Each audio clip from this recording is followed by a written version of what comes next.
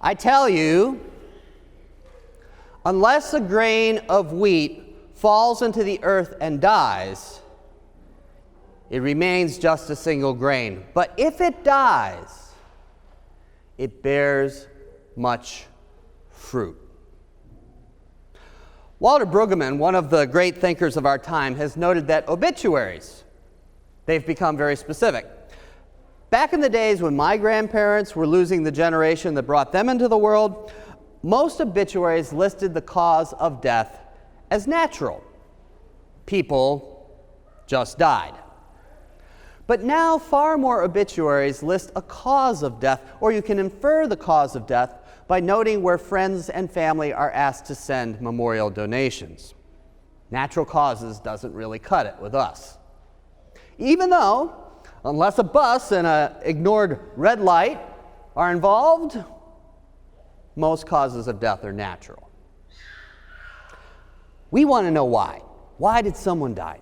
And we want to know because we are a people that has become death adverse. We don't want to see the animals we're going to end up eating. We hide bodies in the hospital in special beds that can roll innocuously down the hall. We even avoid using the word. We are death adverse, and this carries into our obituaries in the sense that if we know why someone died, we might figure out how they could have lived. Like maybe they should have stopped smoking or drinking so much, or they shouldn't have been cliff climbing without any safety harnesses, that kind of thing. You get it. And this figuring it out, how they could have lived differently so that they would have lived, gives us a false sense of control over death.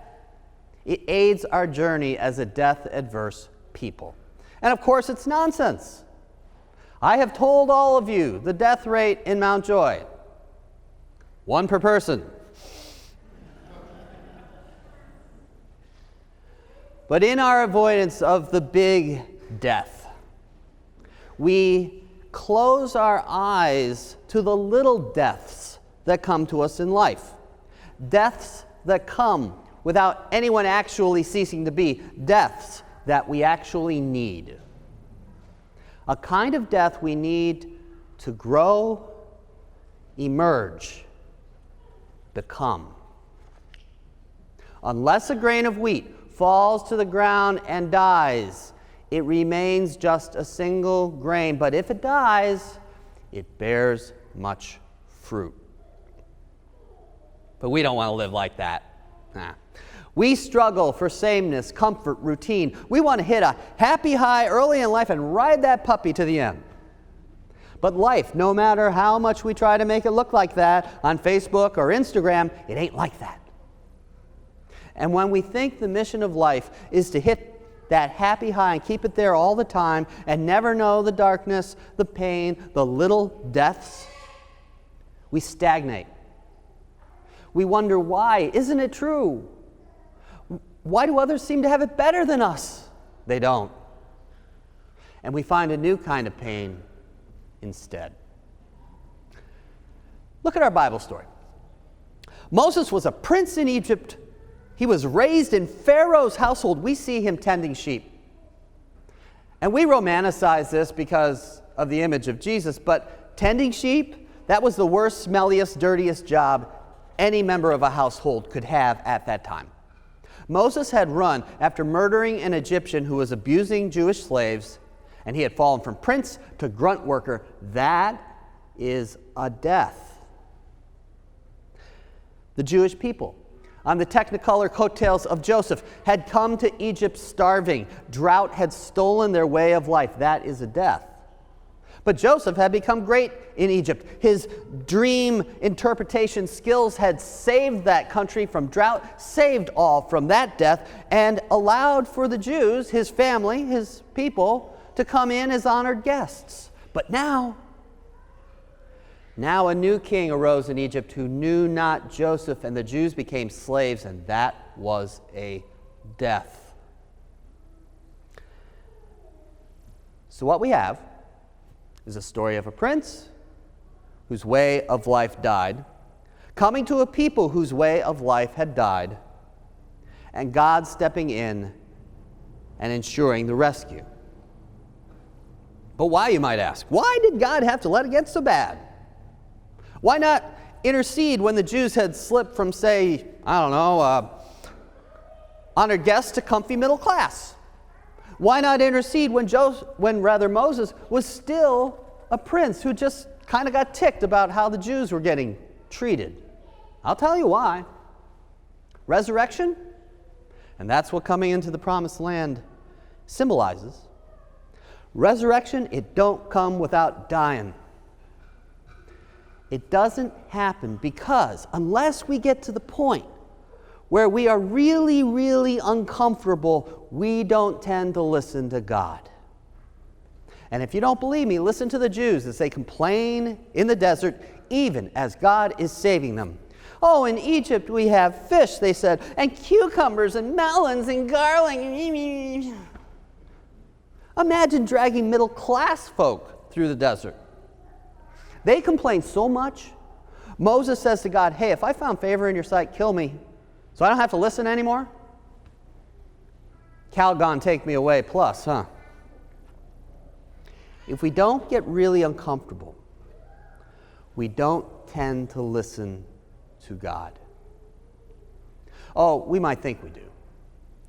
But oftentimes in those situations, God sounds a lot like us. Time after time in the Bible, you see this pattern. It's not just in the big story of Jesus. You see a pattern of death and resurrection. Death, the little kind, happening in life only to result in new life. Jonah ends up in the belly of a fish. A few digestive juices away from checking out because he won't listen to God. Elijah runs and sticks himself into a cave because he's afraid of the king and the queen, whom he has condemned because they've been worshiping another god. Lord, they seek my life. David dies again and again when he becomes an outcast because of the jealousy of King Saul, when he loses his beloved friend Jonathan in a war, when he is punished by God for stealing another man's wife. And in Scripture, we watch Israel die as well. But in all of these stories, there is resurrection. Part of the journey, part of our journey of getting closer to God, becoming stronger spiritually, comes with embracing death. And that means accepting that the big one's going to come with confidence in new life and watching for the little ones that come our way so we might learn from them. It means being open to new ways of thinking and living. It means to stop pretending. Everyone in this room, every one of us, has beliefs about life that did not come from Jesus.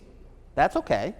They're beliefs that were invented by others and that we've probably changed up a bit. But often, life crashes down on those beliefs. And we see life shaking the foundations of those beliefs, but we won't change. We'd rather be stubborn and double down. This is not the way it's supposed to be. We'd rather be stubborn than die, but every one of us in this room has an opinion on how the world is supposed to run. And often life comes crashing down on that opinion, thwarting the direction we think things should take. We see life shaking the foundations of that opinion, but we'd rather be stubborn than die. Every one of us in this room would like to be, or at some point in life wanted to be, the master of our own destiny. Life comes crashing down on that too, saying, you are not in charge, cupcake. We'd rather be stubborn and double down on our independence. We'd rather be sure our God is a God that'll just listen to us. We'd rather be stubborn than die, but these are the things. These are the things we need to let go of. These are the little deaths that come our way that we need to embrace if we are going to find our lives more centered in God. These are the times we need to say, I guess what I thought was wrong. I'm going to push that away, and now I'm going to watch, listen and learn. And sometimes life's going to give you no choice but to do that letting go, that little bit of dying. But you know, you don't have to let it get that bad to get better. There's power, promise, and a lot of wisdom in the phrase, "Not my will, O Lord, but yours be done." And the truth? Embracing the little deaths, growing and becoming more God's own through them, it leads to a beautiful life, a far more beautiful life than the one you get by pushing death away. It can even lead you to a land of milk and honey.